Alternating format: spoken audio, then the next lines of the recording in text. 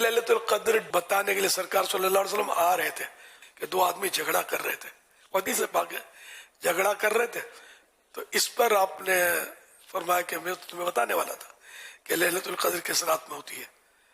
تو یہ دو آدمیوں کے جھگڑنے کی وجہ سے اس کی فکسنگ اٹھا لی گئی. ابن حجر اسقلانی رحمۃ اللہ علیہ نے لکھا ہے تو وہ قرض کے تقاضے کی بنیاد پر آپس میں گفتگو تھی جس پر یہ ہوا تھا. یہ ایک ان کی رائے ہے. ہاں، مطلب مارا ماری نہیں تھی، وہ بحثا بحثی، وہ آپ ایک جملہ کہتے ہیں لفظہ پائی. لفظہ پائی. صحابہ کرام کے آپس میں گفتگو تھی، تیز تیز گفتگو، تو اس پر یہ تعین اٹھا لی گئی.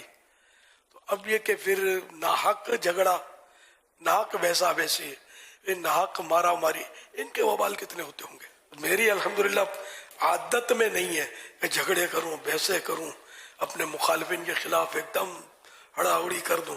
یہ مجھے برسوں سے جو لوگ